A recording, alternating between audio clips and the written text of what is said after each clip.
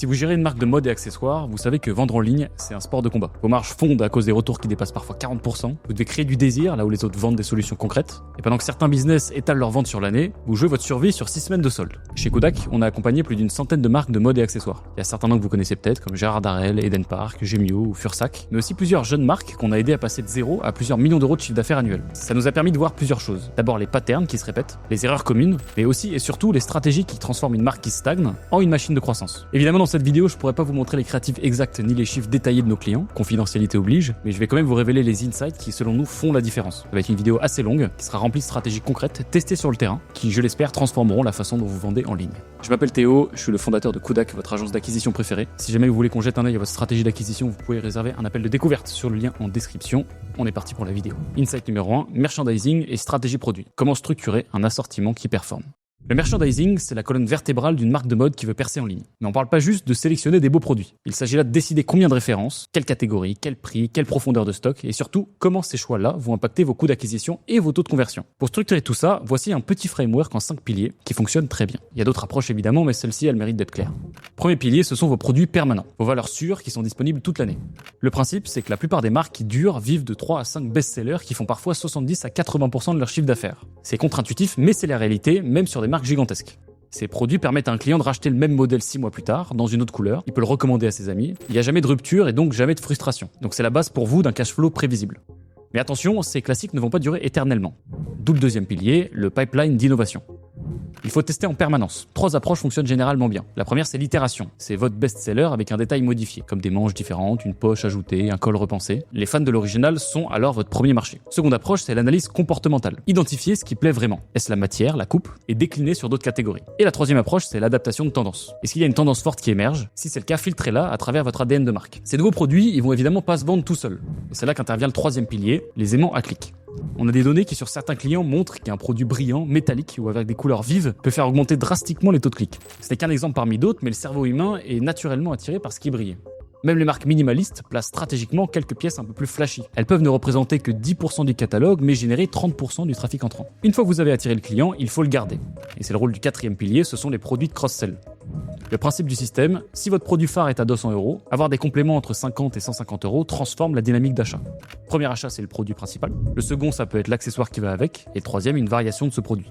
Vous créez un écosystème où chaque achat en appelle un autre. C'est la différence entre un client one-shot et un client qui revient 3-4 fois par an. Enfin, pour ne pas stagner, il faut oser. Et c'est le cinquième pilier, ce sont les paris calculés. On parle là des extensions audacieuses mais cohérentes. C'est par exemple une marque de mode qui lance du lifestyle, du skincare, de la déco. Si c'est aligné avec l'évolution naturelle de votre client, ça peut transformer votre positionnement. Le risque existe, mais la récompense potentielle de passer de monoproduit à un écosystème de marque justifie la tentative. Maintenant, laissez-moi vous raconter un cas concret qui illustre parfaitement l'importance d'écouter le marché plutôt que ses propres biais.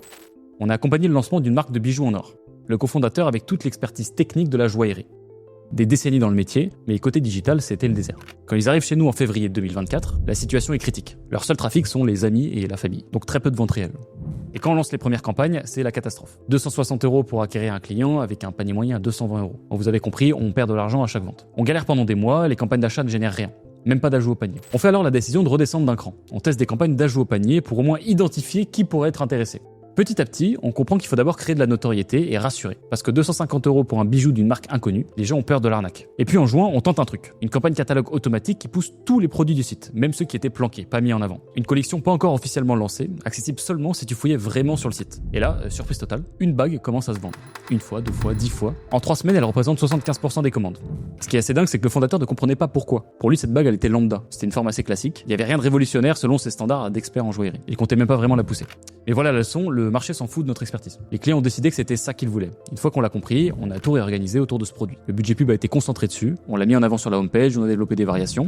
Résultat, en juin, il y a un product market fit, ça fait 13 000 € de chiffre d'affaires. Et ça continue de monter jusqu'à décembre 2024, sur lequel on atteint 198 000 € de chiffre d'affaires, avec près de 950 ventes. Et le CPA est passé de 260 € à 70 €. Et tout ça parce qu'on a écouté le marché plutôt que nos préjugés. Cette histoire, elle illustre un phénomène crucial dans la mode, l'identification du produit héros. Mais attention, il y a un revers de la médaille. C'est le piège des produits viraux. Là-dessus, le pattern est toujours le même. On a un produit qui explose, qui génère 80 à 90% du chiffre d'affaires pendant 2-3 ans, et puis la tendance s'essouffle. La marque tente alors de se diversifier, mais rien ne recrée la magie. Pourquoi ça arrive? Eh bien parce que les produits viraux attirent des acheteurs opportunistes, et pas des fans de la marque. Leur taux de rachat est catastrophique, souvent moins de 10%, donc bien inférieur à un client normal. Ils viennent pour le buzz, pas pour vous. Alors quelle est l'approche la plus durable? Eh bien c'est l'expansion contrôlée. Un produit fonctionne, déclinez-le intelligemment. Nouvelles couleurs saisonnières, variation de matière, adaptation de coupe. Vos clients existants sont preneurs, ils connaissent déjà la qualité. Une nouvelle option, c'est une raison d'acheter sans risque. Donc pour résumer cette première partie, un assortiment qui performe repose sur 5 piliers. Les permanents qui vont générer le gros de votre CA, l'innovation continue, les aimants à clic, les produits de cross-sell et les paris calculés.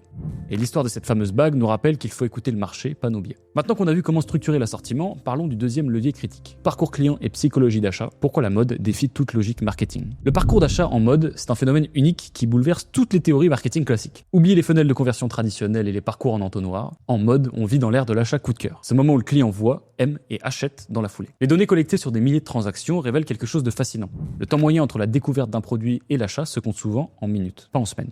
On parle de décisions quasi instantanées. Pas de longues recherches comparatives, pas d'heures passées à lire des avis. Le désir se crée et se concrétise dans le même élan. Alors pourquoi cette compression du parcours d'achat? Pour comprendre, il faut analyser ce qui motive vraiment l'achat mode. Quand quelqu'un achète un matelas ou un complément alimentaire, il cherche à résoudre un problème. Son mal de dos, sa fatigue, c'est rationnel et mesurable. En mode, le besoin est différent. J'ai rien à mettre, c'est pas vraiment un problème de garde-robe vide. C'est plutôt une envie de renouveau, d'expression, d'appartenance. Cette dimension émotionnelle de l'achat mode explique pourquoi les approches classiques sont inadaptées. On ne peut pas éduquer quelqu'un à avoir envie d'une robe. Le désir, soit il est là, soit il ne l'est pas. C'est instantané. Les clients voient un produit et en une fraction de seconde, leur cerveau a déjà tranché. C'est pour moi ou c'est pas pour moi. Cette rapidité de décision a des implications majeures pour vos publicités. D'abord, vos visuels doivent fonctionner en mode immédiat. Pas de longue intro, pas de storytelling complexe dans l'ad elle-même. Le produit doit être visible dès les premières secondes. C'est aussi pour ça qu'il y a beaucoup de marques qui font le choix d'afficher leur prix tout de suite. C'est parce que son absence crée une friction qui va casser l'élan. Je précise que c'est pas une pratique généralisable. Donc montrez rapidement différents angles, faces, dos, détails, portée. Ensuite, le contexte d'usage prime sur les caractéristiques techniques. Au lieu de lister les propriétés du tissu, montrez le produit dans des situations désirables. Un brunch ensoleillé, une soirée entre amis, une balade. Le cerveau fait instantanément la projection. Me voilà dans cette vie avec ce vêtement. Parlons maintenant de la perception de valeur. Un concept crucial mais souvent mal compris. En mode, la perception de valeur a peu à voir avec les coûts de production ou même la qualité objective. C'est une construction mentale qui mélange statut, projection identitaire et validation culturelle. Je voudrais illustrer ça avec le phénomène des marques qui vendent des basiques à prix premium. Vous en connaissez certainement. On parle de t-shirts ou de hoodies entre 100 et 150 euros. Objectivement, la qualité n'est pas toujours radicalement supérieure à leurs alternatives moins chères. Pourtant, ces marques cartonnent. L'explication, c'est qu'elles ont construit toute une perception autour de leurs produits. Le fondateur a une histoire forte, ça on adore chez Kodak. Il y a des personnalités influentes qui portent la marque, l'esthétique parle à une communauté spécifique, et le prix lui-même devient un signal d'appartenance. Cette construction de valeur perçue fonctionne à plusieurs niveaux. Le prix envoie son propre message. Dans l'esprit du consommateur, cher peut signifier mieux, même quand c'est discutable. La distribution limitée crée de la rareté. Certaines marques l'ont bien compris et jouent sur cette exclusivité. L'environnement de vente influence aussi massivement. Le même produit sur un site premium ou sur une marketplace généraliste sera perçu totalement différemment. La compression extrême du parcours d'achat crée aussi des opportunités fascinantes. Puisque la décision est émotionnelle et rapide, vous pouvez capturer des moments d'achat spontanés, ce qu'on appelle les achats impulsifs. C'est cette cliente qui scrolle tard le soir et tombe sur votre produit qui correspond exactement à son humeur du moment. Quelques minutes plus tard, hop, c'est acheté, pas de planification, pas de comparaison, juste un désir instantané, satisfait. Pour capturer ces micro-moments, votre stratégie digitale doit s'adapter. Plutôt que des campagnes ponctuelles massives, créez une présence continue et variée. Montrez vos produits sous différents angles, dans différents contextes. L'objectif n'est pas d'éduquer, mais d'être présent au moment exact où le désir émerge. Donc que retenir maintenant de cet insight numéro 2? D'abord, en mode, une part significative des achats se fait moins de 15 minutes après la découverte du produit. Ensuite, montrez le produit porté dans les 3 premières secondes avec le prix visible, c'est une possibilité. Et ensuite, rappelez-vous que la valeur perçue se construit par le storytelling de la marque et du fondateur, la distribution sélective et le prix lui-même. Cette compréhension unique du parcours d'achat mode nous amène naturellement à repenser complètement notre approche des publicités. Comment structurer ces campagnes pour capturer ces moments de désir spontané? C'est ce qu'on va voir dans la partie suivante sur les stratégies méta, les architectures qui transforment vos résultats. Meta reste le canal d'acquisition dominant pour la mode, mais la façon d'y structurer les campagnes a complètement évolué. Fini le temps des dizaines d'adsets ultra ciblés, l'algorithme actuel demande une approche plus sophistiquée et paradoxalement plus simple. Voyons les principales structures de compte qui fonctionnent aujourd'hui. Il n'y en a pas une qui est meilleure que l'autre, je vous les donne pour que vous puissiez les tester. La première approche, c'est l'hyperconsolidation. Cette structure convient particulièrement aux marques avec des budgets modérés, qui cherchent la simplicité opérationnelle. Le principe, une seule campagne avec 2 à 3 ensembles de publicité maximum. Le premier ensemble est un ciblage large, on cible simplement le genre et la tranche d'âge, rien de plus, donc ça peut être les femmes 25-40 45 ans en France, c'est tout. Ça peut sembler trop vaste, mais l'algorithme Meta est maintenant assez sophistiqué pour identifier vos acheteurs potentiels dans cette masse. Deuxième ensemble, un regroupement d'intérêts. Attention, on parle pas d'en créer 20, mettez vos intérêts pertinents dans un seul ensemble. Pour une marque de mode féminine, ça pourrait inclure des marques similaires, des médias fashion, etc. L'idée, c'est de donner une direction générale à l'algo. Troisième ensemble optionnel, c'est une audience similaire basée sur vos meilleurs clients. Ceux avec la plus haute valeur, les plus récents ou ceux ayant acheté votre produit phare. Le process opérationnel reste crucial. Chaque semaine, vous avez le devoir de créer des nouvelles publicités lancées dans tous les ensembles simultanément. On laisse tourner quelques jours minimum avant tout ajustement, car l'algo a besoin de temps pour distribuer intelligemment le budget. Les avantages de cette approche sont multiples. D'abord, la simplicité. Une seule campagne égale à un seul budget à gérer. L'apprentissage s'accélère avec tout ce budget concentré. La résilience aussi. Si le ciblage large faiblit un jour, les intérêts peuvent prendre le relais. Mais il y a des limites à considérer. Vos best-sellers vont naturellement dominer. Si un produit convertit beaucoup mieux qu'un autre, il recevra l'essentiel du budget. C'est efficace pour maximiser vos ventes court terme, mais peut limiter la découverte de nouveaux succès. Autre point, la volatilité lors des changements. Trop de nouvelles pubs d'un coup et toute la campagne repasse en apprentissage. Passons à la deuxième approche, c'est la fragmentation avec contrôle de coût. Ici, on fait différemment. Au lieu d'une méga campagne, on crée plusieurs mini-campagnes, avec un objectif de coût strict. Le principe, c'est une campagne égale un angle ou un test spécifique. Une campagne pour chaque produit ou famille de produits. Chaque campagne contient un seul ensemble avec 3 à 4 publicités maximum. Et la clé, c'est le contrôle du coût. On peut utiliser différents types de limites selon ce qui marche pour vous. Si vous visez un certain retour sur investissement, vous paramétrez vos campagnes en conséquence. Les campagnes qui ne peuvent pas atteindre cet objectif dépensent simplement moins ou pas du tout. C'est un filtre automatique qui peut être très utile. Cette structure brille dans plusieurs cas. Que vous avez beaucoup de produits et peu de données sur ce qui marche, pour les lancements de nouvelles collections où chaque produit mérite sa chance. Mais attention au piège, c'est un effet plus chronophage de gérer de nombreuses campagnes. Ça demande plus d'attention et on risque souvent de s'enfermer dans une vision court-termiste. Parce qu'on parle de contrôle de coût, mais ça reste un contrôle de coût dans Meta, avec tous les biais qui sont compris dans ce que vous affiche la plateforme. Je vous invite à aller consommer cette conférence de mon associé Paul si jamais vous voulez comprendre pourquoi est-ce que je vous dis ça. La troisième approche, c'est une campagne par grande idée. C'est l'approche intermédiaire qu'on voit souvent chez les marques avec des budgets conséquents et plusieurs axes forts. Donc on identifie quelques grandes idées dans le business et on crée une campagne pour chacune. Ces grandes idées varient selon chaque marque. Pour certains, c'est une campagne par catégorie majeure, comme les robes, les hauts, les accessoires. Et pour d'autres, par univers, donc bureau, soirée, week-end. Pour d'autres encore, ça peut être par niveau de gamme ou par marché géographique. L'intelligence de cette approche, c'est qu'elle trouve un équilibre. Pas tout dans une seule campagne où certains produits dominent tout, mais pas non plus une fragmentation excessive, difficile à gérer. Chaque campagne peut avoir sa propre stratégie. Les best-sellers peuvent tourner différemment des nouveautés, et les accessoires peuvent avoir une approche spécifique adaptée à leur panier moyen différent. C'est flexible tout en restant gérable. Je vais faire un petit focus maintenant sur les campagnes Advantage+, cette évolution très importante de Meta. Ces campagnes représentent un changement de philosophie. J'en ai déjà parlé amplement sur cette chaîne, vous pouvez aller voir ma vidéo sur la mort du média buyer. Au lieu de définir précisément qui cibler, on donne de la latitude à l'algorithme. Donc voici mes produits, mon budget, trouve-moi des acheteurs. Les résultats peuvent être surprenants, et on observe parfois des performances vraiment supérieures aux campagnes traditionnelles sur les mêmes produits. Mais ces campagnes demandent une configuration réfléchie. L'erreur classique, c'est de basculer tout son budget dans ces campagnes parce qu'elles performent bien à un moment donné. Elles peuvent être puissantes, mais aussi imprévisibles. Mieux vaut les voir comme un complément à votre stratégie principale. Ce qui semble bien fonctionner sur nos comptes, c'est un mix entre campagne traditionnelle et Advantage+.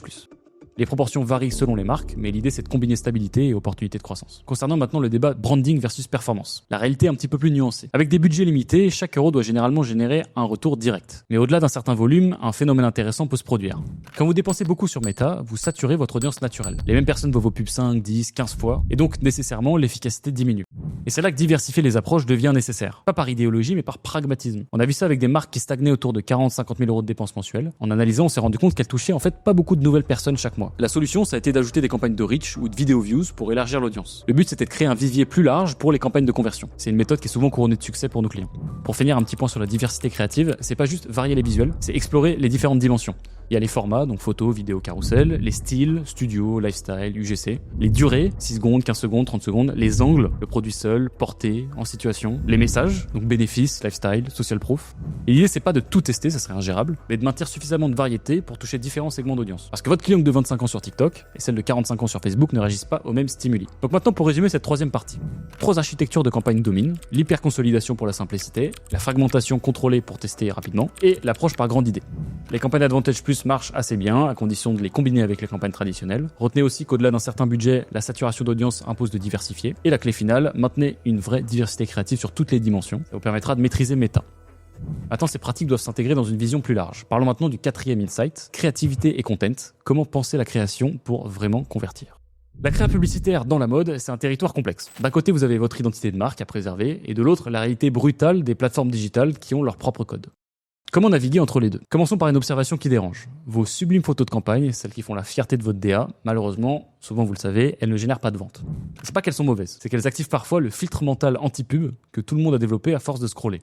Alors qu'est-ce qui fonctionne? Aujourd'hui, on peut vous le dire, les données convergent vers des formats plus bruts, plus authentiques. Mais attention, on parle pas de bâcler, on parle de comprendre ce qui crée vraiment de la connexion avec votre audience. Prenons l'exemple du contenu type miroir selfie. Pourquoi ça marche souvent mieux qu'une production à plusieurs milliers d'euros? Eh bien parce que ça reproduit exactement comment vos clientes partagent leur tenue entre elles. C'est un code social établi. Le cerveau le reconnaît instantanément comme vrai. Mais il y a des nuances importantes. Un miroir selfie qui performe, c'est pas juste une photo prise à l'arrache. Le téléphone doit être visible dans le cadre, car c'est un signal d'authenticité immédiat. L'environnement doit paraître vécu, pas stagé. Et quand vous montrez différents types de corps, il faut que l'habit soit porté par une personne qui ressemble à votre prospect. Cette logique d'authenticité se retrouve aussi dans les vidéos d'essayage courtes. Le principe est simple, montrer le vêtement en mouvement sous différents angles dans un contexte naturel. Pas de script compliqué, juste l'essentiel. Ce qui est fascinant, c'est que les petites imperfections peuvent améliorer les performances. Un col qu'on réajuste, une mèche rebelle, un sourire spontané. Ces micro-moments créent de l'humanité. Et l'humanité, ça convertit. Mais comment produire suffisamment de ce type de contenu sans se ruiner? Les marques qui excellent testent énormément. On parle de dizaines de variations créatives par mois. La solution passe par un système de production continue. Au lieu du traditionnel gros shooting trimestriel, beaucoup font des sessions hebdomadaires courtes. Une demi-journée, une petite équipe, un process rodé. Ça permet de produire beaucoup de contenu. L'astuce, c'est la multiplication intelligente. Donc par exemple, une robe noire basique devient plusieurs angles dans un miroir, une vidéo en mouvement, des plans de détail sur la matière, le même produit sur différentes morphologies, dans différents contextes, bureau le matin, soirée le soir, week-end décontracté. Chaque variation peut toucher une audience légèrement différente. Et une fois qu'on a ces visuels, les hooks, donc les accroches textuelles, ajoutent une dimension narrative puissante. Je vous donne un exemple d'accroche qui résonne émotionnellement. C'était cette sensation quand tu reçois 5 compliments avant 10h du matin, et suivi d'une vidéo de la robe en question. Ça contextualise, ça crée une micro-histoire, et ces accroches, elles fonctionnent quand elles touchent des vérités universelles de votre audience. Les petites victoires du quotidien, les frustrations fashion que vos clientes ont toutes vécues, les moments de doute vestimentaire, plus c'est spécifique, plus ça résonne. Pour les produits techniques ou avec des vrais bénéfices différenciants, les formats plus pédagogiques peuvent cartonner. Montrer concrètement pourquoi votre jean est différent, détailler sa technologie de tissu imperméable, mais toujours de façon visuelle, dynamique et en moins de 30 secondes. Les gens veulent comprendre, pas étudier. Dans cette logique de présentation produit, les formats collection sont souvent sous-exploités. Présenter plusieurs options de façon organisée permet à l'œil d'explorer sans être submergé. Et les données de clics révèlent des préférences précieuses pour optimiser votre merchandising. Un détail tactique intéressant, c'est important de faire tourner régulièrement l'ordre de présentation dans la collection. Les premières positions captent naturellement la majorité de l'attention. En alternant régulièrement, vous donnez une chance à chaque produit de briller. Tout ça nous amène à un point sensible, la différence entre ce qu'on aime en interne et ce qui performe vraiment. C'est normal que votre équipe créative préfère les visuels sophistiqués. C'est leur métier, leur passion. Et ça ne sert pas à rien. Mais vos clients réagissent à ce qui parle dans leur quotidien. La solution adoptée par beaucoup de marques qui réussissent consiste à accepter la coexistence des deux types de contenu. Le contenu de marque, qui construit votre univers, raconte votre histoire et nourrit votre Instagram, et le contenu performance, qui génère des ventes, optimisé pour les algorithmes et testé avec beaucoup de variations. Donc pour résumer cette quatrième partie, la créa qui convertit n'est pas forcément celle qui gagne des prix. Le contenu authentique, dont je vous ai donné quelques exemples, surperforme souvent. Il s'agit donc pour vous de mettre en place un système de production continue qui vous permet de sortir de la quantité. Cette maîtrise de la créa est essentielle, maintenant on va voir comment l'articuler dans le temps. Insight numéro 5, saisonnalité et timing. L'art de concentrer pour croître. La saisonnalité, c'est probablement le levier le plus puissant et le plus mal utilisé dans le e-commerce mode. La différence entre une marque qui végète et une qui explose se joue souvent sur sa capacité à concentrer les efforts au bon moment. Commençons par ce qui fait la différence. Les marques en forte croissance, on l'a remarqué, concentrent souvent la moitié voire les 2/3 de leur budget publicitaire annuel seulement sur quelques semaines clés dans l'année. C'est radical, c'est stressant, et c'est ce qui génère les meilleurs résultats. On a observé un client passer de 5 000 € de budget hebdomadaire stable toute l'année à une approche concentrée, donc en réduisant de 2 000 € pendant les périodes creuses, puis en montant progressivement jusqu'à 15 000 € sur la semaine identifiée comme cruciale. Et le résultat était assez net, ça fait plus 40% de chiffre d'affaires avec seulement 10% de budget supplémentaire. Pourquoi ça marche si bien? C'est parce qu'en période de forte demande, chaque euro investi travaille plus dur. C'est mécanique. Quand les gens sont prêts à acheter, il faut être là massivement. Au-delà de la concentration budgétaire, ce qui distingue vraiment les marques performantes, c'est leur capacité à piloter finement pendant ces moments critiques. On parle plus uniquement de budget hebdomadaire ou même journalier, ça nous arrive d'ajuster en temps réel les budgets. L'idée centrale, c'est que pendant un temps fort comme les soldes par exemple, la demande fluctue énormément dans une même journée. Et donc les marques qui ont compris ça adaptent leur investissement selon les pics d'activité observés. Ce n'est évidemment que la partie visible. En coulisses, c'est une organisation millimétrée. Il y a des équipes qui se relaient pour couvrir des longues journées. Les tableaux de bord sont actualisés en permanence pour suivre le ratio de nouveaux versus anciens clients, l'évolution du panier moyen, les niveaux de stock des best-sellers. Et dès qu'une métrique dévie, l'ajustement est immédiat. Au fil des jours, il y a souvent des patterns qui émergent dans les données. On a observé un phénomène récurrent sur plusieurs marques, c'est que les acheteuses des premiers jours reviennent souvent 48 heures plus tard, où il y a des différences générationnelles marquées, comme les plus jeunes qui achètent massivement les premiers jours, puis s'arrêtent, pendant que les segments plus âgés continuent. Et ces insights nous permettent de réallouer le budget intelligemment. Chaque euro doit aller là où il sera le plus efficace. Maintenant, je vais vous parler de quelque chose de crucial, c'est la stratégie de pré-saison forte. Donc qu'est-ce que vous faites avant une période importante? Pour ça, il s'agit de préparer vos audiences plusieurs semaines avant un temps fort. Nos marques sur lesquelles ça se passe le mieux lancent en amont des campagnes de lead gen, avec des messages du type « inscrivez-vous pour un accès prioritaire » ou « soyez informés en avant-première ». L'idée, c'est de capturer l'intérêt avant que la compétition s'intensifie. Le principe économique est simple, acquérir un lead, ça coûte cher quand tout le monde le veut, mais beaucoup moins dans une période creuse. Sans urgence commerciale, les prix peuvent parfois être divisés par deux. Cette préparation préparation ne s'arrête pas au lead. 2 semaines avant l'événement, en moyenne, beaucoup lancent des campagnes de vidéos pour créer de la familiarité avec les produits. Elles parlent pas encore de prix ou de promotion. L'objectif, c'est de montrer et de créer du désir. Et quand l'offre arrive enfin, ces viewers ont déjà fait le shopping mental. Maintenant, parlons de la création de vos propres moments forts. S'aligner uniquement sur le calendrier commercial traditionnel, c'est accepter la compétition maximale. C'est nécessaire, mais on peut faire mieux. Je voulais vous parler d'un cas intéressant d'une marque de bijoux qui a créé les vendredis dorés. Le concept c'est simple, c'est chaque premier vendredi du mois, elle sort une pièce exclusive, limitée à 100 exemplaires. Prix premium, pas de réduction, disponible 48 heures seulement. La première édition a vendu 30 pièces, la troisième était en rupture en 24 heures. Au 6e mois, une liste d'attente de 500 personnes s'était formée. Aujourd'hui, ces vendredis génèrent 25 à 30 000 euros de chiffre d'affaires en 48 heures. Le taux d'ouverture des emails ces jours-là atteint 78% contre 25% habituellement. Le trafic sur le site est multiplié par 10, bref, c'est un banger. Et la beauté là-dedans, c'est de réussir à créer votre propre saisonnalité. Pendant que vos concurrents se battent sur les mêmes créneaux, vous avez votre propre terrain de jeu. Autre stratégie documentée, c'est une marque de maillot de bain qui a décidé de lancer une preview été, en février. Les analyses montraient un pic de recherche de 15% à cette période-là. Les early planners qui réservent tôt leurs vacances. Ils ont transformé ce signal faible en événement fort. L'idée était contre-intuitive, mais plutôt brillante. Et plutôt que d'attendre juin comme tout le monde, ils ont créé un événement exclusif en février. Découvrez la collection été en avant-première. En disant que les modèles les plus demandés seront en rupture cet été, le message jouait sur l'anticipation et la rareté. Le résultat a été assez spectaculaire. Février est passé de 3 à 12% du chiffre d'affaires annuel. Et voici le plus intéressant, ces ventes précoces se sont faites à un prix plein. Les clients qui achètent tôt payent le prix fort pour avoir le choix et la tranquillité. Abordons maintenant les stratégies de période creuse. C'est là que se construit la résilience d'une marque. Pour ça, je voulais vous parler d'une marque en particulier. C'est une marque européenne qui a découvert que janvier-février, une période morte en Europe pour elle, pouvait représenter 30% du CA Q1 en ciblant l'Australie et l'Afrique du Sud, où c'est l'été. Avec un investissement de 15 000 euros de budget publicitaire, elle a généré 180 000 euros de chiffre d'affaires additionnel. Seconde stratégie, c'est la construction d'une audience dans cette période creuse. Les CPM peuvent chuter significativement hors période de rush. C'est le moment idéal pour lancer des campagnes de notoriété. L'investissement porte ses fruits quand ses viewers se transforment en acheteurs lors du prochain temps fort.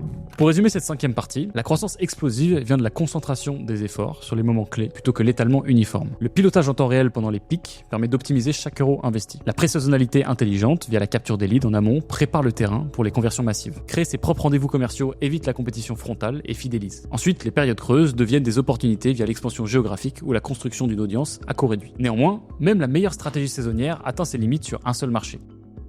C'est là que s'ouvre notre 6e insight, international et expansion. Pourquoi c'est plus facile que vous ne le pensez?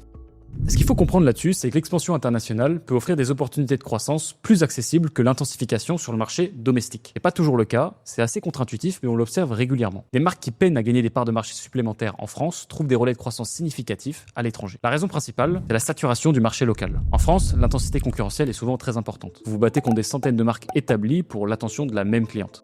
Cette compétition féroce rend chaque point de part de marché supplémentaire exponentiellement plus difficile à conquérir. À l'étranger, en revanche, vous arrivez avec un avantage distinctif immédiat. Vous êtes la marque française. Cette origine devient un élément de différenciation naturelle qui vous positionne instantanément, si vous choisissez de l'utiliser. C'est particulièrement vrai dans des marchés comme les États-Unis ou l'Asie, où le French style conserve une aura particulière. Cette différenciation naturelle s'accompagne d'un autre phénomène, la transformation de la perception de valeur. Des marques qui luttent pour justifier leur positionnement prix en France découvrent que ce même prix paraît très raisonnable sur d'autres marchés. Vous parlez du style parisien, ça a une valeur perçue différente à New York, Tokyo ou Berlin. Un produit à 150 € qui peut sembler cher à Paris peut devenir une excellente affaire une fois converti en dollars avec l'imaginaire français. Mais attention, l'international ne s'improvise pas. D'où l'importance d'une approche structurée. Le choix des pays doit reposer sur des données objectives et pas sur des préférences personnelles. 3 sources de données guident généralement cette sélection. D'abord, l'analyse du trafic organique existant. Quand un pays génère une part notable de votre trafic sans aucun effort marketing, c'est un signal d'intérêt naturel qui mérite une investigation. On a vu le cas d'une marque qui a découvert qu'une partie significative de son trafic venait de Corée du Sud. L'enquête a révélé qu'une influenceuse locale avait porté un de leurs produits, créant du coup un effet viral inattendu. Ce type de signal organique est précieux, car elle révèle une affinité naturelle avec votre marque. Ensuite, l'évaluation du pouvoir d'achat et de l'adéquation culturelle. Votre positionnement prix doit rester cohérent avec le marché cible, mais au-delà du prix, ce sont les attentes en termes de services qui comptent. Je vais éviter de vous balancer des clichés sur les Américains, les Allemands, les Japonais, etc. Mais il y a des comportements d'achat différents qui se déclinent par vertical. Et enfin, l'analyse de la concurrence locale. Un marché peut sembler attractif jusqu'à ce qu'on réalise que des acteurs locaux occupent déjà solidement le terrain avec des propositions similaires. L'avantage du Made in France doit être suffisant pour justifier l'effort. Une fois les marchés candidats identifiés, on passe à la phase de test. Tester plusieurs marchés en parallèle plutôt qu'en séquence présente plusieurs avantages. Le premier, c'est la comparabilité. Un marché qui génère un coût d'acquisition de 50 € peut sembler cher dans l'absolu. Mais si les autres marchés testés sont à 80-100 €, la perspective change complètement. Cette approche comparative aide à identifier où rapidement concentrer les efforts. Le second avantage, c'est l'apprentissage accéléré. En 3 mois, vous avez une vision claire de 3 à 4 marchés au lieu d'un seul. Vous comprenez mieux ce qui relève de votre exécution versus ce qui est propre à chaque marché. Pour que ces tests soient significatifs, 2 paramètres sont critiques. D'abord, le budget doit permettre de générer suffisamment de données pour des décisions éclairées. Ensuite, la durée. Les comportements d'achat mettent du temps à se révéler. Une semaine ne dit rien, 3 semaines commencent à montrer des tendances, et 6 semaines confirment les patterns. Au-delà des métriques évidentes, comme le coût d'acquisition, certains comportements prédisent particulièrement bien le potentiel long terme d'un marché. L'engagement sur site d'abord. La durée des sessions et le nombre de pages vues révèlent l'intérêt réel au-delà de la curiosité initiale. Et ces métriques doivent être interprétées culturellement. Certains marchés ont des cycles de décision naturellement plus longs. Les visiteurs japonais, par exemple, explorent souvent très en profondeur avant d'acheter. C'est culturel, c'est pas un signe de désintérêt. Le comportement de retour ensuite. Donc est-ce que les gens reviennent sur votre site ?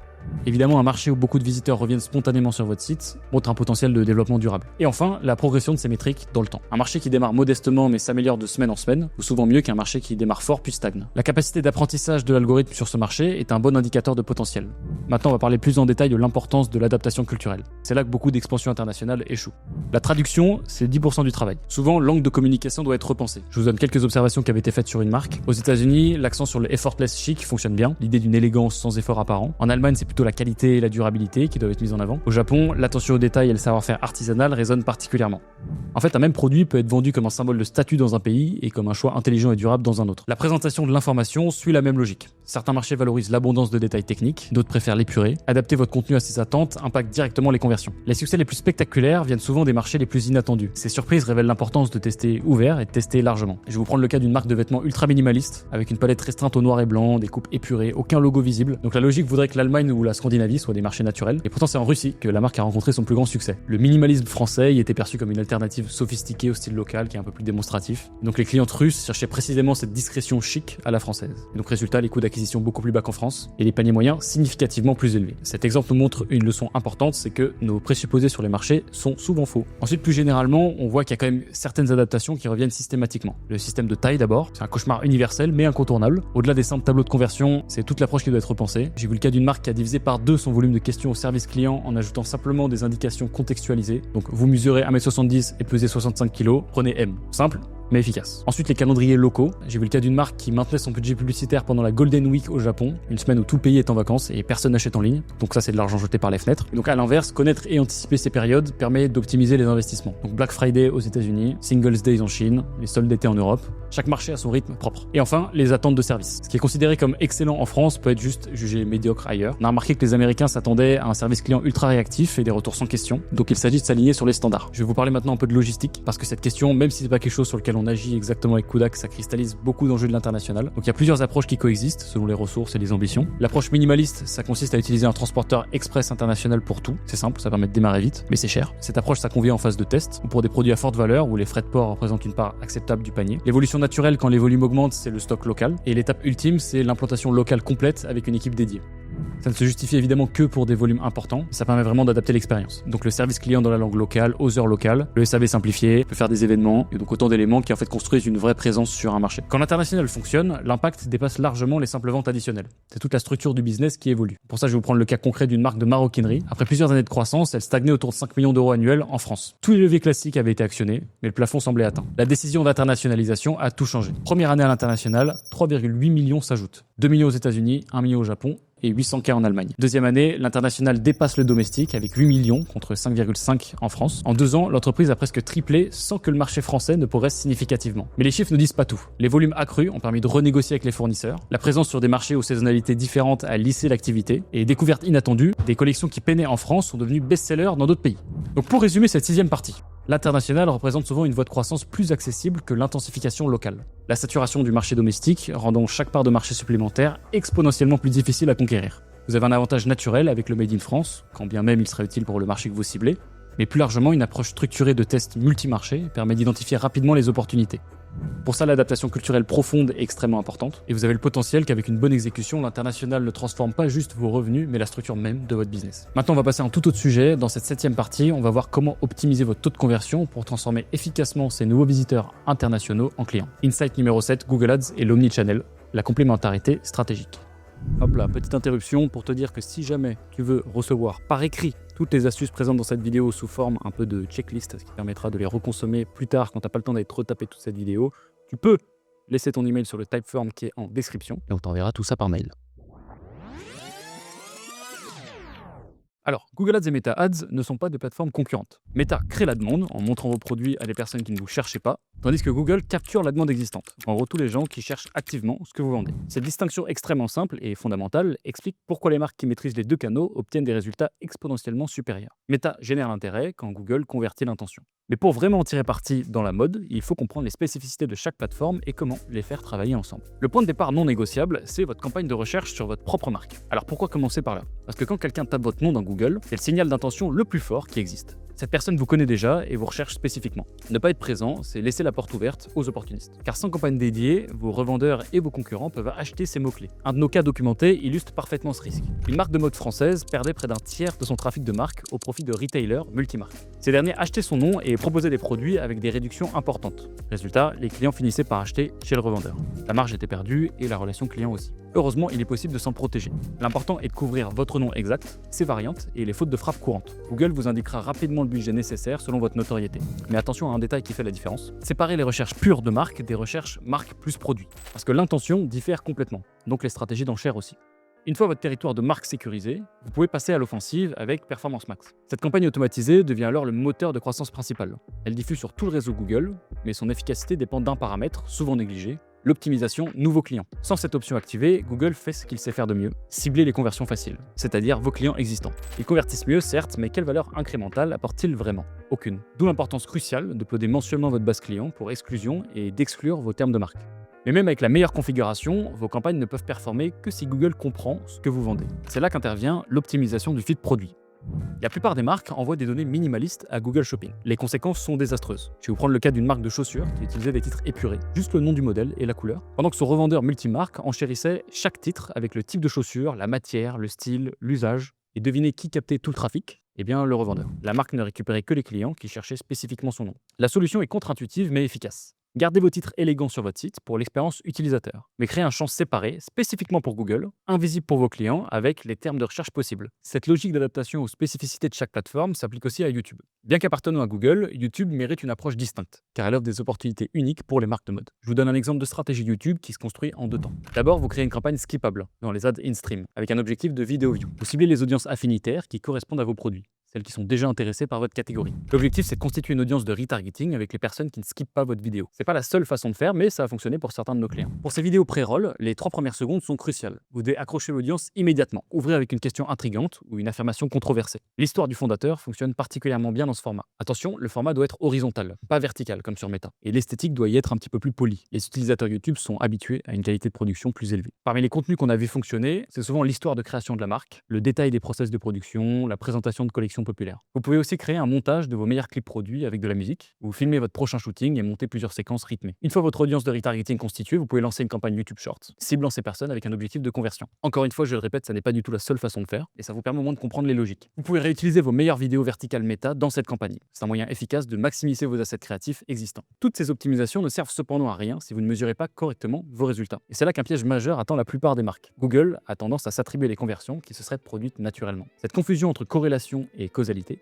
peut créer des illusions coûteuses. Un cas qu'on a observé le montre parfaitement. Une marque célébrait d'excellents coûts d'acquisition sur Google. Mais après implémentation d'un tracking server-side et distinguant vraiment nouveaux et anciens clients, la réalité était tout autre. La grande majorité des conversions étaient des clients fidèles que Google s'attribuait à tort. La solution technique existe pourtant. Créer des événements de conversion qui ne se déclenchent que pour les vrais nouveaux clients. Alors oui, vos volumes reportés vont chuter initialement. C'est normal et c'est presque même souhaitable. Vous passez d'une métrique flatteuse mais fausse à une métrique vraie. Après adaptation, l'algorithme commence enfin à chercher de vrais nouveaux clients. Cette précision dans la mesure devient encore plus cruciale pour les marques avec des boutiques physiques, car Google offre une opportunité unique, mesurer l'impact de vos investissements online sur vos ventes offline. Les révélations peuvent être spectaculaires. On a eu le cas d'une marque avec un réseau de boutiques qui mesurait un ROI online correct mais pas exceptionnel. Après implémentation du tracking offline via leur système de caisse, la réalité était tout autre. On s'est rendu compte que chaque euro dépensé online générait plusieurs euros de ventes additionnelles en boutique. Plus surprenant encore, les campagnes qui montraient simplement les produits généraient plus de visites en magasin que celles qui invitaient explicitement à venir en boutique. Le parcours autonome, donc je découvre online, j'ai envie, je cherche où acheter, crée plus d'engagement que l'injonction directe, du moins dans ce cas-là. Cette compréhension des dynamiques propres à chaque canal permet une orchestration intelligente. Meta excelle dans la découverte et la création de désir quand Google capture cette intention créée. Pour résumer les points essentiels, Google et Meta sont 2 faces complémentaires de votre stratégie digitale. Sécurisez d'abord votre territoire de marque pour éviter les pertes inutiles. Enrichissez ensuite vos feeds produits pour que Google comprenne vraiment ce que vous vendez. Testez YouTube Shorts en recyclant vos meilleurs créas Meta. Mesurez précisément vos vrais nouveaux clients pour optimiser sur la bonne métrique. Et si vous avez des boutiques, traquez l'impact offline pour révéler la vraie valeur de vos investissements digitaux. C'est terminé pour cet insight, on va passer à l'insight numéro 8, pricing et promotion, maîtriser l'art du prix en mode. Le pricing dans la mode, c'est un territoire complexe où se rencontrent psychologie du consommateur, mathématiques et positionnement de marque.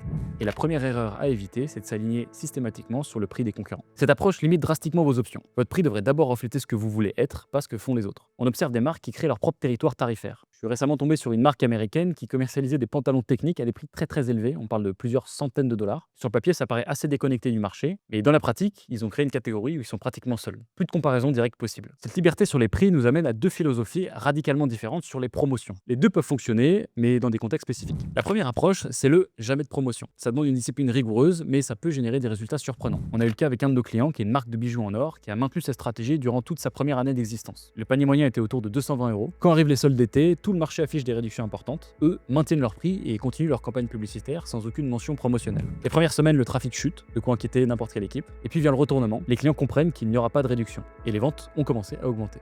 Leur meilleure journée a même été le mercredi des soldes officiels. Le mécanisme psychologique ici est très simple. Si j'attends, le prix restera le même, mais le produit risque de partir. Donc autant acheter maintenant. Pour que cette stratégie fonctionne, plusieurs conditions doivent être réunies. D'abord, un positionnement haut de gamme. Dans ce cas, c'était des bijoux en or avec leur propre conception, leurs propres ateliers, à des prix compétitifs face aux maisons de haute joaillerie. Ensuite, des produits vraiment différenciants. Et enfin, il faut aussi être transparent sur les stocks disponibles et avoir un vrai historique de rupture. Éviter la rareté artificielle qui se voit à des kilomètres. À l'opposé, certaines marques orchestrent méticuleusement leur période promotionnelle. On a documenté le cas d'une marque cliente chez nous qui a multiplié par 4 leur chiffre d'affaires pendant les soldes. Alors comment ont-ils fait? Leur méthode démarre plusieurs semaines en amont. D'abord, ils contactent les meilleurs clients de l'année précédente. Pas pour leur vendre quelque chose, mais pour leur demander leur avis sur les produits à solder. Ces clients se sentent valorisés et commencent déjà à préparer mentalement leur achat. Ensuite, quelques semaines avant les soldes, ils lancent des campagnes pour constituer une base de contacts qualifiée. Le message est simple, inscrivez-vous pour avoir accès aux soldes en avant-première. Dans ce cas-là, la marque avait récolté plus de 2000 contacts avec une offre de 10% sur la première commande. Quand arrive l'accès anticipé, c'est là que se concentre une grosse partie des ventes. Les réductions sont encore modérées et surtout, tous les produits sont disponibles dans toutes les tailles. La clientèle premium achète avant que ça parte. Pendant la phase principale des soldes, le budget publicitaire explose. Mais l'allocation n'est pas linéaire. Les pics d'investissement correspondent au moment où l'attention et le pouvoir d'achat se rencontrent. Il se trouve que dans ce cas-là, c'était typiquement en début de matinée et en soirée. Les messages évoluent aussi constamment. On commence par annoncer que les soldes sont là, puis on signale les premières ruptures, et enfin on joue sur l'urgence des dernières pièces. Ce qui fait souvent la différence, c'est ce qui se passe après les soldes. Les nouveaux clients acquis pendant cette période entrent dans un programme de communication spécifique. L'objectif est de les habituer progressivement au prix normal. On leur parle de qualité, savoir-faire, de l'histoire de la marque. Les données ont montré qu'environ un quart d'entre eux finissent par acheter au prix standard dans les mois qui suivent. Et ces clients-là deviennent souvent très rentables sur le long terme. Cette question des prix nous amène naturellement à parler de la zone optimale pour les campagnes publicitaires. Bon, vous savez normalement que je déteste donner des règles générales, mais si on m'y forçait, je dirais que la zone optimale se situe entre 100 et 200 € de panier moyen. Je prends pas trop de risques. Parce qu'en dessous, les coûts d'acquisition sont souvent assez difficiles à rentabiliser, et au-dessus, c'est le temps de décision qui s'allonge. Et on sort du registre de l'achat spontané. Évidemment, il y a plein de contre-exemples, mais si jamais vous estimez que c'est un domaine sur lequel vous devez travailler, il y a des solutions. Donc par exemple, si votre panier moyen est hors de cette zone, ce qu'on peut faire, c'est regrouper intelligemment des produits, ça fonctionne bien. Attention, il ne faut pas juste faire des simples lots qui sortent de nulle part. L'idée, c'est de créer des ensembles qui ont du sens. Quelques petits exemples de choses qui ont été faites par nos clients. Donc les kits de première rencontre professionnelle ou l'ensemble week-end complet sont des associations qui vont augmenter le panier tout en apportant une vraie valeur pour le client. Et pour les paniers qui sont un petit peu trop hauts, vous conseillez de mettre en place des facilités de paiement. L'impact sur le taux de conversion peut être significatif. Maintenant, on va parler de créer d'urgence sans dégrader votre image, parce que ça demande un peu de finesse. Petit exemple qu'on a rencontré, ça s'appelle la vente archive. C'est exactement la même opération commerciale qu'une solde classique. Le simple changement de nom évoque l'accès à des pièces spéciales. On a pas mal de marques qui ont constaté une augmentation de leur panier moyen juste avec ce changement sémantique. Et la vente privée, ça joue exactement sur le même registre, le privilège. Autre chose, l'indication transparente des stocks fonctionne aussi très bien. Afficher par exemple qu'il reste 3 exemplaires en taille M, ça stimule la conversion sans toucher au prix. Mais cette information doit être vraie. Les faux compteurs et la rareté artificielle finissent toujours par se retourner contre vous. Le wording influence aussi énormément les performances. Des tests ont montré des écarts significatifs selon les formulations. Un cas concret sur cette fameuse marque de bijoux dont je vous parlais avant. En analysant le parcours, on s'est rendu compte que le bouton procéder au paiement créait de l'anxiété. Sur une marque inconnue vendant des bijoux à 250 €, les clients hésitaient. Le simple fait de changer de bouton en valider votre commande a amélioré les conversions. Et bien parce que ça rassure de savoir qu'on va d'abord rentrer ses coordonnées avant d'arriver au paiement. De la même façon, recevoir mes articles a déjà mieux converti que valider mon achat sur un autre cas. On a aussi eu des cas où des prix ronds sans décimale étaient mieux perçus qu'un prix au centime. Le fait d'ajouter livraison comprise juste après le prix aussi, c'était pas mal. Cette importance de la réassurance est décuplée pour les nouvelles marques. Alors pour synthétiser cette partie sur le pricing, votre stratégie tarifaire doit découler de votre positionnement, pas de ce que font les autres. Le jamais de solde peut créer une urgence permanente très efficace. Et en même temps, des soldes bien orchestrés peuvent multiplier votre chiffre d'affaires de façon assez significative. Notez aussi qu'il existe une zone optimale pour vendre vos produits en ligne, et la sensibilité de votre audience à votre prix sera d'autant plus importante que votre marque est jeune, que chaque mot compte, du wording des boutons à la présentation des prix. Voilà pour ces quelques conseils sur le pricing. Mais une fois le client sur votre site, c'est toute l'expérience qui détermine s'il achète ou pas. Chaque friction peut potentiellement vous faire perdre une vente. C'est ce qu'on va décortiquer dans la partie suivante. Insight numéro 9, conversion et UX. L'obsession du parcours sans friction. Les données sont assez formelles, et à peu près 3/4 du trafic des gens qui achètent de la mode en ligne qui vient du mobile. Cette prédominance du mobile change tout. Sur un écran de smartphone, entre le chargement de votre page et le moment où le visiteur commence à scroller, vous avez environ 3 secondes pour communiquer l'essentiel. Quel produit, quel prix et comment l'acheter. C'est une fenêtre d'attention minuscule qui conditionne tout le reste. 12 tests simples, ouvrez votre page produit sur un smartphone, ne scrollez pas. Ces 3 éléments sont-ils visibles? Si la réponse est non, vous perdez probablement une part importante de vos ventes potentielles. C'est mécanique, un visiteur qui ne comprend pas immédiatement ce que vous vendez ne va pas chercher plus loin. On a vu le cas sur un site de maroquinerie qui illustre parfaitement ce problème. Vous avez une superbe vidéo en ouverture de page, magnifique pour ordinateur, mais sur mobile, il fallait scroller plusieurs fois pour voir le prix, encore plus pour le bouton d'achat. La friction était énorme. Le refonte a été radical. Image produit fixe, prix et bouton d'ajout dans le premier écran. Ce cas illustre une vérité plus large. Les micro-ajustements peuvent générer des impacts majeurs. Je vous parlais précédemment du cas où un simple changement de formulation sur un bouton avait changé drastiquement la conversion. La différence entre procéder au paiement et valider mon panier, c'est que la première formulation active la notion de perte d'argent et la seconde évoque l'acquisition des produits. Dans cette logique d'optimisation fine, l'affichage des stocks disponibles joue un rôle particulier. Mais attention, tout est dans la nuance. Stock limité, ça crée de l'anxiété sans donner de l'information actionnable. Le visiteur est stressé mais il ne sait pas quoi faire. En revanche, je vous le disais avant, parler du nombre d'exemplaires disponibles dans une taille en particulier, ça fournit une donnée précise qui facilite la décision. On a observé un cas intéressant dans le prêt-à-porter où ils ont poussé cette logique encore plus loin avec un système de couleurs. Vert plus de 5 unités, orange entre 2 et 5, rouge pour le dernier exemplaire. L'impact sur les abandons de panier a été notable. Pourquoi ça fonctionne? Parce que le vert ça rassure, l'orange ça crée une urgence modérée et le rouge ça pousse à la décision immédiate. C'est extrêmement simple. Au-delà de ces mécaniques d'urgence, c'est toute la présentation de l'information qui doit être repensée. La plupart de vos clients ne vont pas lire les descriptions détaillées. Ils regardent les images, checkent le prix et prennent leur décision. Par conséquent, si une caractéristique importante n'apparaît pas visuellement, elle n'existe pas dans leur processus de décision. Cette réalité impose des adaptations concrètes. Par exemple, pour des chaussures, indiquer la hauteur de talon en centimètres directement sur l'image. Pas juste talon haut. Ce qui est haut pour une personne d'1m60 ne l'est pas pour une personne d'1m75. Pour des sacs, montrer des objets du quotidien à l'intérieur. Un ordinateur portable qui dépasse, le client comprend immédiatement l'usage professionnel. Ces photos contextuelles réduisent drastiquement les questions au service client sur les dimensions. C'est le même principe pour les vêtements. La question des poches revient constamment. Si votre produit en a, montrez-les visuellement. Quelqu'un qui glisse les mains par exemple. Les données montrent que les ventes augmentent quand cette caractéristique est visible plutôt que simplement mentionnée dans le texte. Mais toutes ces optimisations peuvent être ruinées par la mauvaise gestion des interruptions. C'est là qu'intervient la question cruciale des fenêtres pop-up. La règle est simple, il faut qu'il y ait maximum une interruption active à la fois. Pourtant, on voit souvent des sites où le visiteur est assailli par plusieurs sollicitations simultanées. Les cookies obligatoires, l'inscription newsletter, la demande d'SMS, chatbot, etc. Cette accumulation anéantit littéralement la conversion. Sur les pop-up, on voit pas mal de nos clients qui font la même chose. D'abord, uniquement les cookies obligatoires sur la première page. Ensuite, l'inscription email, mais seulement après un temps de visite suffisant et plusieurs pages vues. Cette attention au timing et à l'expérience utilisateur devient encore plus critique quand on considère les différences générationnelles. Les plus de 50 ans représentent un pouvoir d'achat considérable en mode. Mais il a été montré que les interfaces modernes les perdent souvent complètement. Je vous donne quelques exemples de choses qui ont été remarquées. Le menu hamburger par exemple, c'est pas toujours compris. Les drop-downs restent fermés, les carousels automatiques ça perturbe. Ça veut pas forcément dire que c'est le cas pour votre marque, mais si vous pensez que ça l'est, il y a des solutions qui existent sans compromettre l'esthétique. Comme par exemple ajouter simplement le mot menu à côté des 3 traits, indiquer clairement les zones cliquables avec des petites flèches, augmenter la taille de police à plusieurs pixels sur mobile, garantir un contraste suffisant. On a connu un cas où ces ajustements ont eu un impact très significatif sur la conversion du segment 50-65. Toutes ces optimisations convergent vers un objectif, transformer la page produit en outil de vente efficace. Mais attention, pas comme une landing page agressive, plutôt comme le ferait un conseiller en boutique.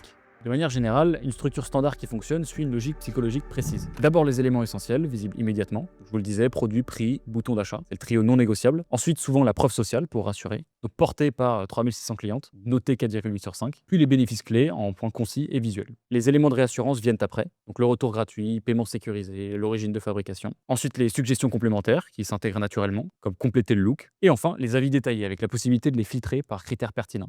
Évidemment, ça n'est pas une vérité générale, faites votre sauce avec ces éléments. Sur mobile, vous avez aussi certaines fonctionnalités spécifiques qui transforment pas mal l'expérience, comme le bouton d'ajout qui reste visible pendant le scroll et qui élimine la friction de devoir remonter, la galerie d'images qu'on fait défiler naturellement par glissement, un parcours d'achat entièrement réalisable avec le pouce droit, parce qu'il y a encore beaucoup de checkout qui obligent à utiliser les deux mains. Mais toutes ces optimisations peuvent être anéanties par un facteur souvent négligé, c'est la vitesse de votre site. Chaque seconde supplémentaire de chargement impacte directement la conversion. Les solutions techniques existent et génèrent des retours immédiats, donc utilisez les formats d'images modernes avec compression intelligente, le chargement progressif des éléments non critiques, les polices limitées à 2 maximum et préchargées, l'optimisation du code JavaScript et CSS, et serveurs géographiquement proches de vos clients principaux. On a vu un cas où la réduction du temps de chargement de 4,2 à 1,8 secondes à générer une augmentation drastique des conversions, sans aucun autre changement. Donc le ROI de ces petites optimisations techniques est souvent assez spectaculaire. Pour faire la synthèse de cette 9e partie, les 3/4 du trafic étant mobile, la conception doit partir du smartphone, pas s'y adapter. Les 3 premières secondes conditionnent tout. Produits, prix et boutons doivent être immédiatement visibles. Les micro-optimisations génèrent des macro-résultats, car chaque friction éliminée améliore la conversion.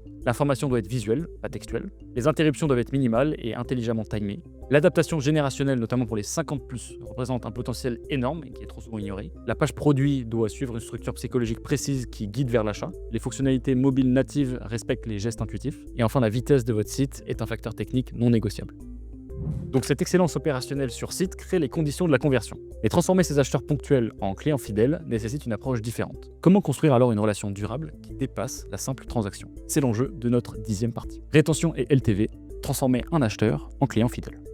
Voici la statistique qui devrait vous alerter. En moyenne, moins de 25% des clients mode font un deuxième achat. C'est la dure réalité du e-commerce fashion. Mais cassons tout de suite un mythe répandu. La rétention, ça se résume pas à l'email marketing. L'email, c'est un outil d'activation, c'est pas une stratégie. La vraie rétention, ça se construit dans vos décisions produits, votre expérience client et surtout dans le profil des clients que vous décidez d'acquérir. C'est là que la distinction entre CAC et CPA devient cruciale. On a observé le cas d'une marque qui célébrait son CPA à 50 €. Excellente nouvelle en apparence. Sauf que l'analyse a révélé que la majorité de ces acquisitions étaient des clients existants. Le vrai coût d'acquisition de nouveaux clients dépassait largement le panier moyen. Ça veut dire que chaque nouveau client leur coûtait en réalité plus qu'il ne rapportait sur le premier achat. L'argument classique arrive alors. Mais ils vont racheter. Sauf que les données racontent une autre histoire. Les clients acquis par une promotion montrent souvent des taux de répétition significativement plus faibles que ceux acquis plein tarif sur un produit phare. Le canal et le contexte d'acquisition déterminent largement le potentiel de lifetime value. La fenêtre critique se situe entre 30 et 45 jours après le premier achat. Les observations ont montré que la majorité des deuxièmes achats se faisaient dans cette période. Après, vos chances diminuent de façon exponentielle. Le séquençage post-achat nécessite donc une précision chirurgicale. On a par exemple vu fonctionner sur un de nos clients dès la confirmation un message personnel du fondateur. Pas un template corporate, mais quelque chose qui crée une connexion authentique. Quelques jours plus tard, vous pouvez ensuite montrer la préparation de commande, qui humanise l'expérience. Une courte vidéo avec des vraies mains qui emballent, ça peut créer un lien émotionnel fort. Ensuite, au moment de la réception estimée, vous pouvez montrer comment porter le produit acheté, proposer 3 looks par exemple pour différentes occasions. Autre exemple, après une dizaine de jours, vous pouvez introduire subtilement une collection complète. Entre 30 et 45 jours, vous pouvez faire une offre stratégique. Pas juste une promotion basique, plutôt quelque chose comme un accès privilégié ou alors une exclue. Mais le vrai changement vient de l'identification immédiate des VIP potentiels. Les chiffres montrent que les clients avec un premier achat significativement supérieur à la moyenne ont une lifetime value qui est beaucoup plus importante. Ils méritent donc un traitement différencié dès le départ. Comment les identifier? Alors plusieurs signaux convergent. Évidemment, un panier de premier achat nettement supérieur à votre moyenne, un achat plein tarif pendant une période promotionnelle, plusieurs catégories dans le même panier, tant sur le site important avant l'achat, des interactions quali avec le service client pré-achat. Pour ces clients à fort potentiel, l'expérience change immédiatement. Une attention particulière dans le colis fait la différence. Un upgrade non annoncé, ça peut créer de la surprise, de la mémorabilité, un contact personnalisé après la réception pour s'assurer que tout est parfait, ça renforce le lien. On a vu le ROI de cette approche différenciée être spectaculaire. Pour un coût additionnel assez modeste, la lifetime value additionnelle moyenne se compte en centaines d'euros. Autre chose, l'envoi postal, qu'on croyait obsolète, est une arme assez secrète pour pas mal de marques. On en a eu beaucoup envoyé après le premier achat un catalogue, ou alors avant un temps fort, un accès privilégié. Les tests ont montré des résultats assez impressionnants. Donc un email seul versus un email plus un envoi postal. Sur un segment VIP, ça génère une augmentation des conversions assez spectaculaire. C'est ensuite hyper important de se poser sur la segmentation de sa base client, et ça dépasse des critères démographiques classiques. Un bon segment client, ça se base sur un comportement observé. Les clients qui font un deuxième achat rapidement ont par exemple de fortes chances de devenir des acheteurs réguliers. La stratégie consiste alors à nourrir leur appétit avec de la nouveauté constante. Il y a d'autres segments qui peuvent aussi émerger, comme les acheteurs saisonniers qui reviennent à des périodes fixes, les fidèles d'un produit spécifique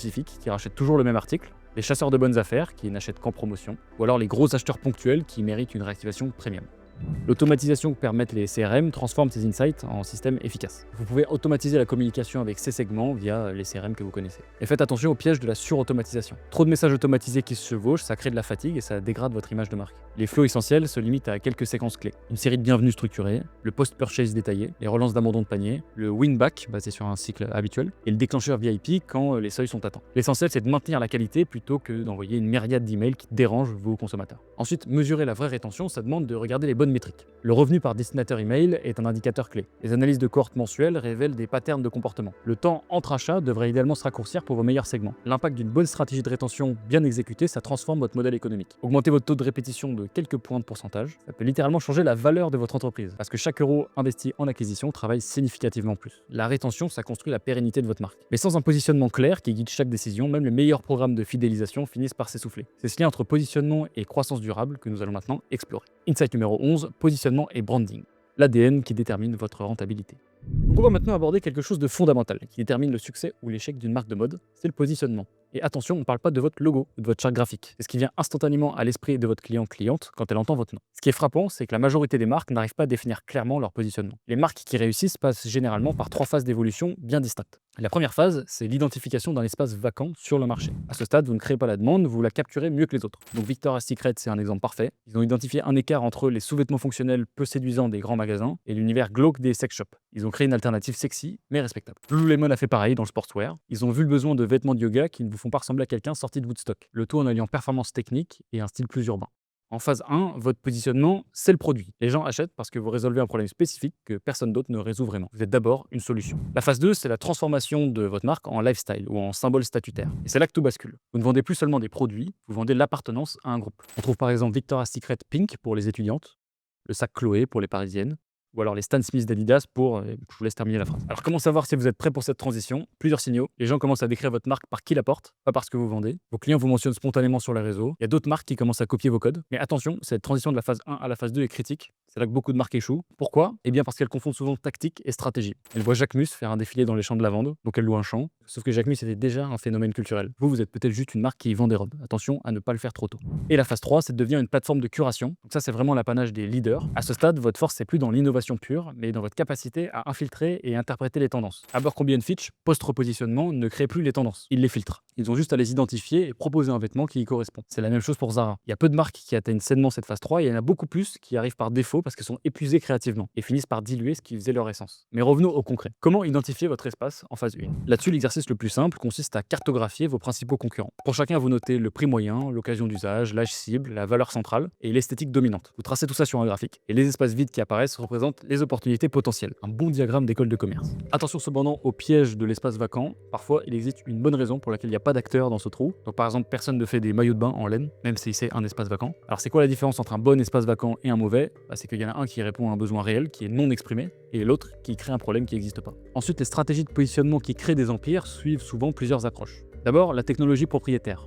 Là-dessus, on peut penser à Spanx, qui a construit son empire sur un tissu sculptant, breveté, Lululemon avec leur Luon Fabric. Une autre possibilité, c'est de créer un nouveau ratio qualité-prix. Aux États-Unis, il y a par exemple Everlane qui l'a popularisé avec Radical Transparency. Ça leur a permis de commercialiser des pulls qui coûtaient habituellement 300 € pour une centaine d'euros. Tout ça grâce au direct-to-consumer, plus le storytelling sur les coûts réels. Une autre stratégie, c'est de super servir entre guillemets une tribu qui fonctionne très bien. Donc là, il y a par exemple Supreme pour les skateurs. Et plus la tribu est passionnée et connectée, plus votre positionnement est fort. Vous pouvez aussi innover sur le business model. C'est le cas de Fashion Nova, par exemple, qui copie ultra rapidement au lieu de créer. Et dans ce cas-là, le modèle économique devient l'identité.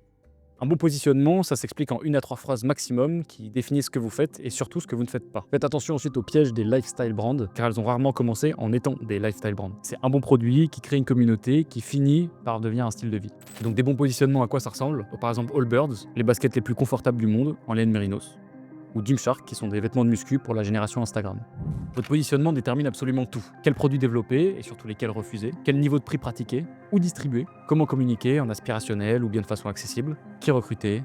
Ce qui est crucial, c'est qu'un positionnement fort dit non plus souvent qu'il ne dit oui. On va finir avec le dernier insight de cette vidéo. Bravo d'avoir tenu jusqu'ici, on est presque à la fin. On va parler de métriques et de KPI pour comprendre les vrais indicateurs du succès d'une marque de mode. La plupart des marques de mode se focalisent sur des métriques qui ne reflètent pas la réalité de leur business. C'est un piège classique qui peut mener à des mauvaises décisions stratégiques. Prenons d'abord l'exemple du ROS, qui est souvent mal interprété. Une marque peut annoncer fièrement un excellent retour sur investissement publicitaire, mais sans contexte, le chiffre perd tout son sens. La vraie question à se poser, c'est est-ce qu'on génère ce retour sur des nouveaux clients ou sur une base existante qui aurait acheté de toute façon? Ce qui compte réellement, c'est de distinguer le ROS sur les nouveaux clients du ROS global. Les revenus générés par de nouveaux acheteurs, après déduction des retours et en incluant tous les coûts marketing, donnent une image plus fidèle de la performance réelle. On observe souvent que les performances annoncées comme excellentes deviennent beaucoup plus modestes avec cette approche. Par ailleurs, les objectifs de ROS varient naturellement selon la maturité de la marque. Une jeune marque sans notoriété peut difficilement dépasser certains seuils en pure prospection. A l'inverse, une marque établie avec une forte reconnaissance a plus de facilité à générer des retours élevés. Quand les chiffres semblent trop beaux, c'est souvent qu'on mesure autre chose que de la vraie acquisition. On a par exemple observé le cas d'une marque qui exigeait un ROS de 5 minimum sur toutes ses campagnes, et l'investigation a révélé que 80% du volume venait de recherches sur son nom de marque et sur des clients existants. L'entreprise optimisait pour capturer une demande déjà créée plutôt que d'en générer une nouvelle. Au-delà du ROS, le taux de réachat est un indicateur crucial, parfois plus révélateur que la valeur à vie du client, car cette dernière peut être artificiellement gonflée par quelques gros acheteurs, ce qui peut masquer la fragilité d'un modèle. Le taux de réachat, lui, montre sans filtre si les clients reviennent ou non. Les données du secteur montrent des patterns assez clairs. Un taux très bas signale généralement un problème fondamental avec le produit ou le positionnement. Un taux dans la moyenne de votre secteur indique une situation saine mais perfectible, et les marques qui dépassent significativement la moyenne ont trouvé quelque chose de spécial dans la proposition de valeur. Je ne peux pas vraiment vous donner des benchmarks par industrie parce que ça dépend d'énormément de facteurs. Ensuite, l'analyse par source d'acquisition révèle des disparités importantes. Les clients acquis via certains canaux montrent des comportements de réachat très différents. Les clients provenant des recherches organiques ou de recommandations tendent à être plus fidèles. Ceux acquis lors de fortes périodes de promotion reviennent rarement. Cette réalité doit guider les investissements marketing. Les clients provenant de recherches sur la marque affichent les meilleurs taux de fidélité, tandis que ceux acquis via des influenceurs ou pendant les soldes montrent des taux de réachat dramatiquement plus faibles. Ce constat souligne une vérité fondamentale. La méthode d'acquisition détermine largement le type de client que vous attirez. Passons maintenant au calcul de la vraie rentabilité, qui surprend souvent. Il y en a pas mal qui s'arrêtent à une équation simpliste, donc le prix moins le coût produit égale à la marge, sauf que la réalité opérationnelle est un peu plus complexe, donc le calcul complet doit intégrer le prix réellement payé après promotion moyenne, tous les coûts logistiques incluant le stockage et la préparation, les frais réels d'expédition, qui dépassent souvent ce que paie le client, les commissions de paiement, qui grignotent quelques pourcents, le packaging, l'impact des retours, le service client et les pertes diverses. On a le cas d'une marque qui affichait un prix catalogue de 150 €. Sauf qu'après un taux de promotion moyen entre 15 et 20%, donc le prix payé moyen tombait à 127 €. La marge apparente, elle semblait confortable, ça fait 60%. Mais après intégration de tous les coûts réels, donc logistique, 30% de taux de retour, le service client et les défauts divers, la marge réelle a chuté à seulement 23%. Soudainement, un coût d'acquisition client à 70 € devenait complètement inacceptable, car il absorbait quasiment toute la marge réelle. Dans cette logique, l'analyse de la contribution par canal guide les décisions d'investissement. Certains canaux peuvent montrer une marge négative sur la première commande. C'est acceptable si le comportement de réachat compense, car il s'agit alors d'investissement plutôt que de pertes sèches. D'autres canaux doivent être des générateurs de profits immédiats, notamment ceux qui touchent des clients existants. Les recherches sur le nom de marque devraient logiquement être vos canaux les plus rentables, avec des marges de contribution très élevées. Si ce n'est pas le cas, cela signale soit un problème de prix, soit d'efficacité opérationnelle. De même, l'email marketing devrait générer des marges exceptionnelles, avec un coût marginal proche de zéro. Si les performances sont décevantes, c'est souvent le signe d'une sursollicitation d'une base ou d'une qualité de liste dégradée. Les réseaux sociaux organiques offrent théoriquement une marge maximale, mais avec un volume naturellement limité. L'investissement au community management, bien que difficile à mesurer sur le court terme, génère souvent un retour exponentiel sur le long terme. Concernant les canaux wholesale et retail, ils présentent des marges plus modérées après prise en compte de toutes les contraintes opérationnelles, mais le volume généré et la crédibilité apportée à la marque compensent largement, ce qui rend ce trade-off souvent acceptable. Ensuite, les benchmarks varient considérablement selon les catégories de produits. Le prêt-à-porter, par exemple, présente des caractéristiques spécifiques en termes de taux de réachat et de retour. Les accessoires performent généralement mieux grâce à l'absence de problématiques de taille. Les chaussures souffrent structurellement de taux de retour plus élevés dus aux problèmes de pointure, etc. Ces différences catégorielles doivent absolument être prises en compte dans la définition des objectifs et l'analyse des performances. Comparer les métriques d'une marque de chaussures avec celles d'une marque d'accessoires mène invariablement à de mauvaises conclusions stratégiques. Au-delà des métriques classiques, certains indicateurs avancés prédisent mieux le succès futur. Le revenu par visiteur, par exemple, reste un indicateur plus stable que le taux de conversion seul.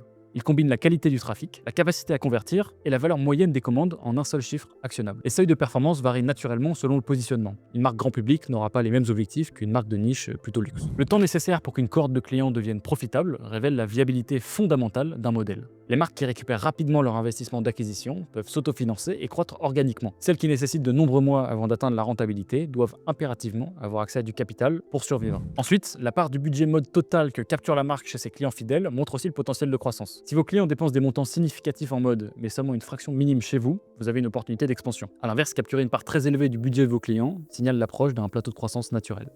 En ce qui concerne la gestion des stocks, la vitesse de rotation par référence guide efficacement les décisions des produits. Les articles qui tournent très rapidement constituent vos piliers à protéger et développer. Ceux qui stagnent mobilisent du capital et de l'espace de stockage sans contribuer significativement au chiffre d'affaires. Maintenant, parlons de dashboard. Je vous donne quelques exemples de métriques fondamentales que nos clients aiment bien suivre. D'abord, évidemment, le volume et le coût d'acquisition pour les nouveaux clients. Ensuite, la répartition du chiffre d'affaires entre nouveaux et anciens clients.